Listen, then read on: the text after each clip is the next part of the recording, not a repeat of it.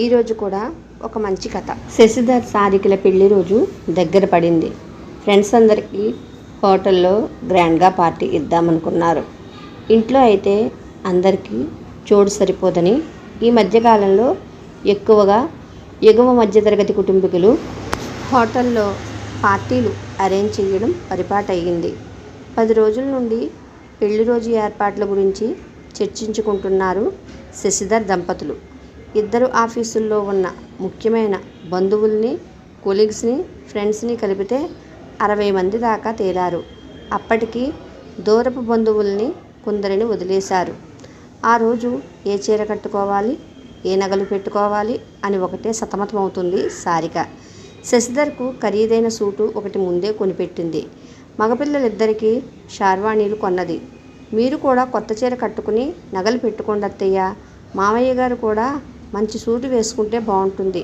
ఆ రోజు కొంచెం గ్రాండ్ లుక్ ఉండాలి కదా, మనం ఒకసారి నళిని సిల్క్స్కి వెళ్ళి వద్దాము అంది సారిక. కోడల వంక నిరాసక్తిగా చూసింది పావని. బీరువాలో చాలా చీరలు మూలుగుతున్నాయి. మామయ్య గారివి కూడా పట్టుపంచలు చాలానే ఉన్నాయి, అవి కట్టుకుంటాములే. ఇప్పుడు అంత డబ్బు పెట్టి కొత్త బట్టలు కొనడం ఎందుకు అంది. సారికకు అత్తగారి తత్వం బోధపడదు. సారిక చదువు అయిపోగానే మంచి సాఫ్ట్వేర్ ఉద్యోగం వచ్చింది. సరదాగా ఒక 4 ఏళ్ళు ఉద్యోగం చేస్తూ ఉంటే శశిధర్తో పెళ్ళి. ఆ తర్వాత 2 పిల్లలు. ఎలాగూ ఇంట్లో ఉండే అత్తగారు, మామగారు పిల్లలను చూసుకుంటారు. శశిధర్కి కూడా మంచి ఉద్యోగం. ఇద్దరు ఉద్యోగస్తులు అవ్వడం వలన ఏదైనా కొనుక్కోవాలి అంటే క్షణాలలో పని. లగ్జరీ కారు, ఖరీదైన కాలనీలో విల్లా, బాగానే ఉంది జీవితం. పావని, ఆమె భర్త కేశవ ఇద్దరు లెక్చరర్స్. విజయవాడలోని పాయకాపురంలో మధ్యతరగతి కాలనీలో చిన్న ఇల్లు. ఆడపడుచుల పురుళ్ళు, అత్తగారు, మామగారు, రోగాలు, రొప్పులు, పిల్లల చదువులు, వచ్చిపోయే బంధువులు, ఇలా బాధ్యతలతో క్షణం ఖాళీ ఉండదు.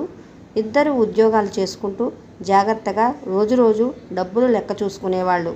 పిల్లల పుట్టినరోజులకి, తమ పుట్టినరోజులకి పెద్ద ఆర్భాటం లేదు. కొత్త బట్టలు కొనేది పావని, కానీ అవి చాలా సామాన్యమైనవి. డబ్బులు ఎక్కువ ఖర్చు పెట్టడానికి భార్యాభర్తలిద్దరికీ భయమే. ఎప్పుడు ఏ అవసరం వచ్చి పడుతుందోనని పొదుపుగా జాగ్రత్తగా ఉండేవాళ్ళు. ప్రత్యేకమైన రోజుల్లో, సెలవు రోజుల్లో పొద్దున్నే లేచి తయారై దుర్గగుడికి వెళ్ళి వచ్చేవాళ్ళు. సాయంత్రాలు మాత్రం పిల్లలతో శైలజా థియేటర్ ఎదురుగా ఉన్న రామకృష్ణ మఠానికి వెళ్ళి కాసేపు కూర్చుని కొద్దిగా డబ్బులు విరాళంగా ఇచ్చేవాళ్ళు. పుట్టినరోజులు, పెళ్లి రోజులు, పర్వదినాలలో కొంతైనా దానధర్మం చెయ్యాలని కోరిక ఉండేది పావనికి. అందుకే ప్రతిరోజు ఒక 10 రూపాయలు దేవుడి దగ్గర డిబ్బీలో వేసి దాచేది. అవి దానానికి, ధర్మానికి అని పెట్టుకునేది. ఆ డబ్బులు ఎంత అవసరం వచ్చినా తాకేది కాదు. పిల్లలకు కూడా ఆ విషయం తెలుసు. కాలం గడిచింది. పిల్లలు పెద్దవాళ్ళు అయ్యారు. శశిధర్ హైదరాబాద్లో స్థిరపడ్డాడు. చిన్నదైన శివాణి బెంగళూరులో స్థిరపడింది. రిటైర్ అయ్యాక పాయికాపురంలో ఉన్న ఇల్లు కొంచెం పెద్దది చేశాడు కేశవ. పైన ఇంకో 2 గదులు వేసి అద్దెకిచ్చాడు. అప్పుడప్పుడు విజయవాడ వెళ్ళినప్పుడు తమకు వండడానికి కావాలని కింద పోర్షన్ అట్టే పెట్టుకున్నారు కేశవ దంపతులు. హైదరాబాద్ వచ్చి కొడుకు శశిధర్ దగ్గర ఉంటున్నారు వాళ్ళు. ఉద్యోగాలకు వెళ్తే పిల్లల్ని, ఇంటిని చూసుకుంటూ కాలక్షేపం చేస్తున్నారు. హైదరాబాద్ వచ్చినా కూడా పావని తన దాన ధర్మాలు మానేది కాదు. నిజంగా సేవ చేసే స్వచ్ఛంద సంస్థలకు కొద్దిగా డబ్బులు దానం చేసేది. ఎండాకాలం వస్తే ఏప్రిల్, మే నెలలలో దగ్గరలో బిల్డింగులు కట్టే చోటుకు వెళ్ళి కూలీలకు మజ్జిగ ప్యాకెట్స్ పంచి వచ్చేవాళ్ళు కేశవ, పావనీలు.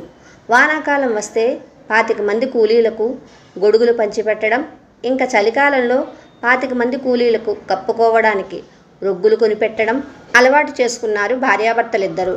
ఎండలో ఆ ప్యాకెట్లు పట్టుకుని కూలీలకు పంచి రావడం ఎందుకమ్మా, హాయిగా ఏసీలో ఉండండి. అయినా ఈ రోజుల్లో కూలి వాళ్ళకు కూడా జీతాలు బాగానే వస్తున్నాయి.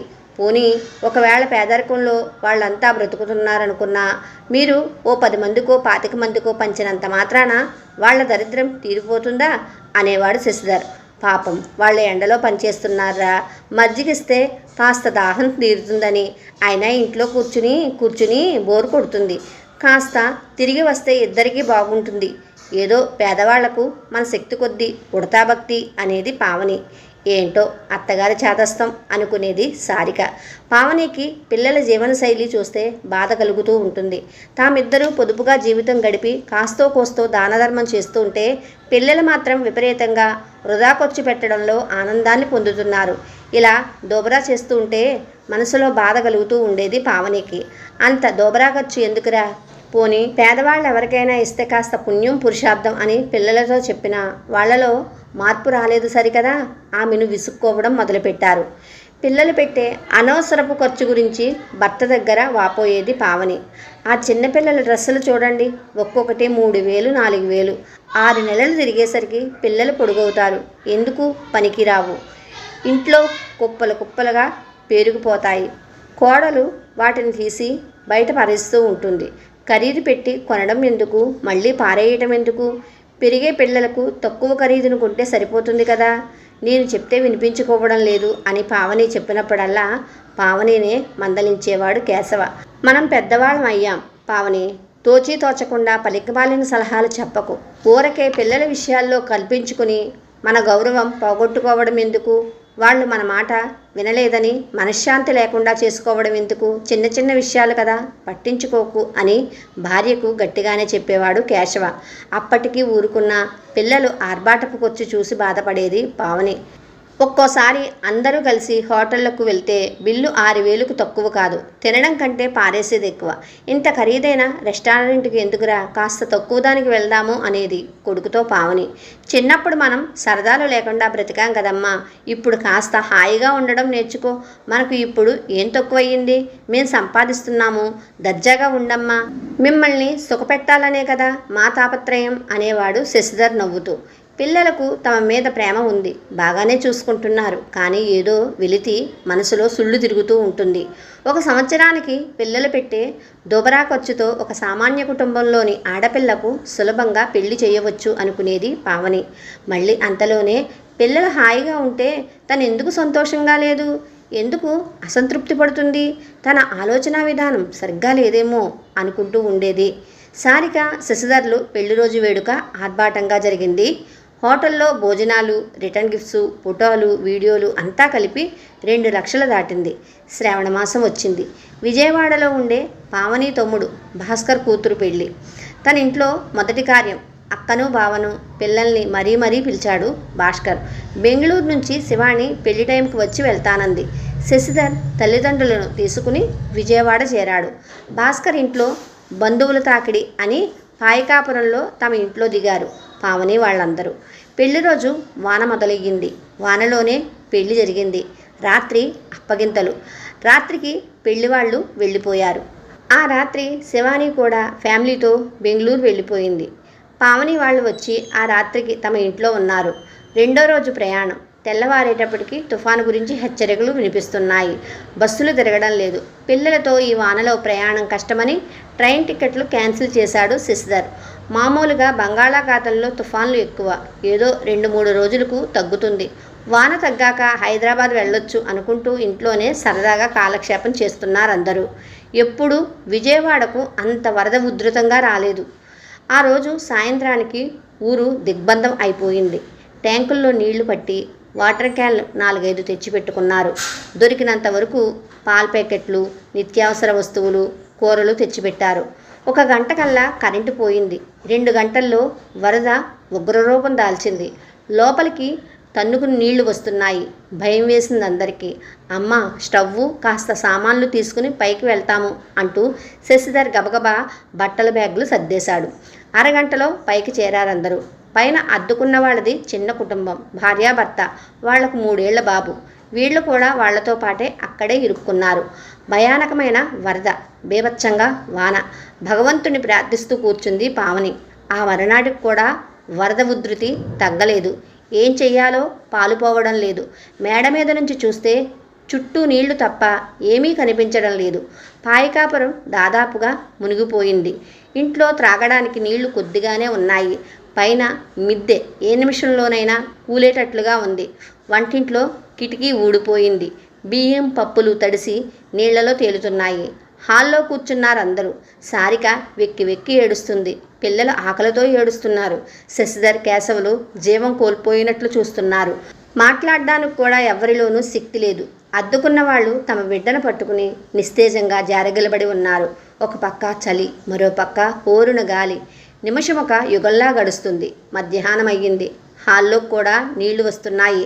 అంతలో అధికారులు పడవల్లో తిరుగుతూ వస్తున్నారు. వెనకాల ట్రాక్టర్లు వస్తున్నాయి. మైకు పట్టుకుని అరుస్తూ పైన మిద్ది మీద ఉన్న మనుషులను వాలంటీర్లు కిందకి దించి ట్రాక్టర్లలోకి ఎక్కిస్తున్నారు. ముందు ప్రాణాలు నిలిస్తే చాలు అనుకుంటూ కట్టుబట్టలతో ట్రాక్టర్లలో కూర్చున్నారు. చుట్టుపక్కల వాళ్ళు కేశవ ఫ్యామిలీని, అద్దుకున్న వాళ్ళని కూడా ట్రాక్టర్లో కూర్చోబెట్టారు వాలంటీర్లు. అంతా జలమయం. బిక్కుబిక్కుమంటూ ట్రాక్టర్లో ఇరుక్కుని కూర్చున్నారందరూ. అధికారులు తీసుకువచ్చిన పునరావాస కేంద్రానికి వచ్చారు. అందరూ అక్కడ తమలాంటి వాళ్లే. చాలామంది ఉన్నారు. పేద గొప్ప తేడా లేదు. అన్నీ పోగొట్టుకుని బిగారుల్లా భయంగా ముడుచుకుని కూర్చుని ఉన్నారు. అక్కడ కొన్ని స్వచ్ఛంద సంస్థలకు చెందిన వాళ్ళు వచ్చిన వాళ్లకు ఆహారాన్ని ప్లేట్లో పెట్టి వడ్డిస్తున్నారు. ప్రాణాలు లేచి వచ్చాయి పిల్లలకు. వాళ్ళిచ్చిన భోజనాన్ని ఆవురావురమంటూ ఎగబడి తింటున్నారు చిన్నపిల్లలు. ఇంట్లో ముద్దుగా పెడితే ఒక ముద్ద కూడా తినడానికి మారం చేసే పిల్లలు భిక్షగాళ్లలా ఎగబడి తింటున్నారు. తమకు ఎటువంటి దుస్థితి వచ్చింది, ఎంత దీనులమైపోయామో అనుకుంటూ శశిధర్ బెంగగా చూస్తూ నిల్చున్నాడు. చిన్నపిల్లల్ని పట్టుకుని ఒక మూల కూర్చుంది పావని. పొట్టలోంచి వణుకు పుడుతుంది. చలిగాలి రివ్వున వీస్తుంది. ఇంతలో పావని దగ్గరగా వచ్చాడు ఒక 40 ఏళ్ల వ్యక్తి. అమ్మగారు అంటూ తలెత్తి చూసింది పావని. అతడు చందు. రామకృష్ణ మఠంలో వంట వండేవాడు. పావనికి బాగా పరిచయం ఉన్నవాడు. మన ఊరికి ఇంత ఘోర విపత్తు వచ్చి పడింది చందు. ఎప్పుడు ఇంత వరద చూడలేదు అంటూ బోరుమంది పావని. అవునమ్మా, పాయికాపురం, సింగ్నగర్, రామప్పపాడు, కండ్రిక అన్నీ మునిగిపోయాయి. ఎలాగో మనుషుల్ని తరలిస్తున్నారు. వచ్చే వాళ్లకు వండి పెడుతున్నాము. మీరు ఆ పక్కగా కూర్చోండమ్మా. మేము పొడిబట్టలు కూడా తెచ్చాము. అవి తెచ్చి ఇస్తాను. కాస్త చలి తగ్గుతుంది అంటూ పావని వాళ్ళందరినీ ఓ పక్కకు తీసుకువెళ్ళాడు చందు. ఆ పక్క హాల్లో బట్టలు ఉన్నాయి. అవి అందరికీ పంచుతున్నారు వాలంటీర్లు. ఆ బట్టలు తీసుకుని ఒక మూల చూసుకుని పిల్లల్ని పడుకోబెట్టుకుని పడుకున్నారు అందరూ. 2 రోజులకి అధికారులకు కార్లు ఏర్పాటు చేస్తే ముందు గుడివాడ చేరారు. గుడివాడలో ఫోన్ ఛార్జింగ్ పెట్టుకుని తమ్ముడికి ఫోన్ చేసింది పావని. అక్క, మీరు ఎట్లా ఉన్నారోనని భయపడిపోయాను అంటూ ఏడ్చాడు భాస్కర్. భాస్కర్ వాళ్ళు ఉండేది సూర్యాపేటలో. అక్కడ వరద ప్రభావం అంతగా లేదు. ఊళ్ళో మిగిలిన బంధువులందరూ క్షేమంగా ఉన్నారని తెలుసుకుని ఊపిరి పీల్చుకున్నారు పావని, కేశవులు. తర్వాత 2 రోజులకు మెల్లగా హైదరాబాద్ చేరారు. హైదరాబాద్లో కూడా వాన, రోడ్లన్నీ జలమయం. ఎలాగో కష్టపడి ఇల్లు చేరారు. ఇంటికి రాగానే ఒక్కసారిగా అందరికీ జ్వరాలు చుట్టాయి. సారిక జరిగిందే తలుచుకుని భయపడుతూనే ఉంది. పిల్లలైతే అప్పుడప్పుడు నిద్రలో లేచి ఉలుక్కుపడి ఏడుస్తున్నారు. అందరూ సర్దుకునేసరికి దాదాపు 20 రోజులు పట్టింది. వినాయక చవితికి కాస్త లేచి తిరిగారు. ఏదో పండగ అయ్యింది అనిపించారు. దసరా పండగ వస్తుంది. ప్రతి సంవత్సరం దసరా పండగకి సారిక బొమ్మల కొలువు పెడుతుంది. చాలా ఆర్భాటంగా డెకరేషన్ చేసేది. పేరెంటాళ్లను పిలవడం, రిటర్న్ గిఫ్ట్స్, పట్టుబట్టలు, ఇలా జరిగే పండగ. ఈసారి ఆ ఊసే ఎత్తలేదు సారిక. ఆఫీస్లో పని ఒత్తిడేమో అనుకుంది పావని. నవరాత్రులు మొదలవ్వడానికి ఇంకా 2 రోజులు ఉందనగా తల్లిదండ్రులు గదుకు వచ్చాడు శశిధర్. పండగలకి ఏర్పాట్లు ఇంకా మొదలు పెట్టలేదేమిటి అని అడిగింది పావని. పండగ సింపుల్గా చేసుకుందామమ్మా. మధ్యాహ్నం రామకృష్ణ మఠానికి వెళ్ళి వచ్చాము. చిన్నప్పుడు మనం వెళ్ళేవాళ్ళం కదా, అలాగా. నేను సారిక ఇంతకాలం ఏదో వ్యామోహంలో పడిపోయాము. ఆర్భాటంగా, హంగుగా డబ్బులు వెదజల్లుతూ ఖర్చు పెట్టుకుంటూ అదే అసలైన బ్రతుకు అనుకుంటూ బేసిక్ విలువలు మర్చిపోయాము. ఆ రోజు వరదలో వాళ్ళు మనకు పెట్టిన అన్నం మా ఇద్దరి కళ్ళు తెరిపించింది. ఎవరో దయామయులు చేస్తున్న సాయం మన ప్రాణాలను నిలబెట్టింది. విలువలతో బ్రతకడం అంటే ఏమిటో తెలిసింది. చిన్నప్పుడు నువ్వు చేసిన దానం ఈరోజు మనకు ఆసరా ఇచ్చింది. ఏదో పుణ్యం మన వెంట నడిచింది, మాకు తెలిసొచ్చింది. ఇక నుండి మీరు నడిచిన దారిలోనే మేము కూడా నడుస్తాము. మమ్మల్ని క్షమించమ్మా. నువ్వు ఎన్నిసార్లు చెప్పినా కూడా వినిపించుకోలేదు. ఇక డబ్బు దోబరా చెయ్యము. రెగ్యులర్గా సత్సంగ సేవలకు వెళ్తూ దాన ధర్మం చేస్తూ ఉన్నంతలో వాలంటీర్లుగా సేవా కార్యక్రమాలు చేస్తూ ఉందామనుకుంటున్నాము. అందుకే రామకృష్ణ మఠానికి వెళ్ళి వచ్చాం. శశిధర్ కంఠం దుఃఖంతో కూడుకుపోయింది. అతడి కళ్ళ నుండి కన్నీళ్లు జలజలా రాలుతున్నాయి. కొడుకును భుజం పట్టుకుని దగ్గరికి తీసుకున్నారు కేశవ్. కొడుకు తల నిమురుతూ కూర్చుంది పావని. సారిక పిల్లల్ని తీసుకుని గదిలోకి వచ్చింది. మంచం మీదకెక్కి తాతయ్య మెడ చుట్టూ చేతులు వేశాడు పెద్దవాడు. బామ్మ ఒడిలోకి చేరాడు చిన్నవాడు. బామ్మ, నేను కూడా చాలా పనిచేస్తాను. వాన వస్తే అందరికీ అన్నం పెడతా, దుప్పట్లు తెచ్చిస్తా అన్నాడు చిన్నవాడు ముద్దుగా. మనవల్ని దగ్గరికి తీసుకుని ముద్దులు పెట్టుకుంది పావని. ఇప్పుడు ఆ ఇంటిలోకి నిజంగా పండగ వచ్చింది. నవజీవన వికాసానికి నాంది పలికింది. సంతోషంతో ఉప్పొంగిపోయింది పావని హృదయం. ఇదండి ఈరోజు కథ. ఈ కథ మీ అందరికీ చదువుతుంటేనే వింటుంటేనే ఏమనిపించింది? నాకైతే కనుక చాలా అంటే చాలా బాగా నచ్చిందండి. చదువుతుంటే నాకు ఒక్కొక్క చోట ఏడుపు కూడా వచ్చేసింది. ఇంట్లోని అన్నం పెడితే తిను తిను అని 2 ముద్దలు బతిమలాడి పెట్టినా సరే తినరు. కానీ ఆ టైంలో ఆవురు పిల్లలు అన్నం తినడం ఇవన్నీ కూడా రచయిత గారు ఎంతో అద్భుతంగా రాశారండి. అది రాయడం కాదండి, నిజంగా అక్కడ జరిగిందేనన్నమాట. కాకపోతే మనం వాస్తవంగా చూడలేదు కదా, మనం లైట్ తీసుకున్నాం. కానీ నిజంగానండి అటువంటి కష్టం ఎవ్వరికీ రాకూడదు. ఇటువంటి విపత్తులు మళ్ళీ ఎప్పుడూ రాకూడదని మనస్ఫూర్తిగా కోరుకుంటున్నాను. గీత మటుకు చాలా బాగా రాశారండి. కళ్ళకు కట్టినట్టు మనకి చూపించారన్నమాట. నిజంగానే ధన్యవాదాలండి. నిజంగా నాకైతే కనుక మనసు అంతా ద్రవించిపోయింది. డబ్బులని కాదు, ఏదైనా సరే దానం చెయ్యాలి అంటే కనుక బోల్డ్ అంత ఆస్తిపరులు అయిపోక్కర్లేదు. అక్కడ రోజుకు 10 రూపాయలు చొప్పున దానానికి ధర్మానికి దాచుకున్నది చూడండి ఆవిడ. అలాగా మనం కూడా ఉండాలి. నిజంగానే అనుకుంటాం, నా అంత వయసు వచ్చిన అనుకుంటా ఇంకా మనం చేసేది ఏముందిలే అనేసి, ఇంకా చానాళ్ళు బ్రతుకుంటాం కదా. ఆ బ్రతుకున్నంత వరకు ఇందులో ఒక్కటన్నా నేర్చుకుంటే నిజంగా చాలా బాగుంటుంది. డబ్బులు ఉన్నప్పుడు వృధాగా ఎవరైనా ఖర్చు పెట్టుకుంటారు, వేస్ట్గా ఎవరైనా ఏదన్నా చేయగలుగుతారు. కానీ దానం చేయడం, ధర్మం చేయడం చాలా మంచిది అని చాలా బాగా చెప్పారు. ఆ టైంలో వాళ్ళు ఎంత ఇబ్బంది పడ్డారు అన్నది రచయిత గారు చెప్పారు. నేను ఇంకా వర్ణించి చెప్పలేకపోతున్నానండి. నాకైతే కథ అయితే చాలా బాగా నచ్చింది. మీ అందరికీ కూడా నచ్చింది అనుకున్నా. నచ్చితే ఇటువంటి కథలు మంచి చదివి వినిపిస్తాను. నమస్తే.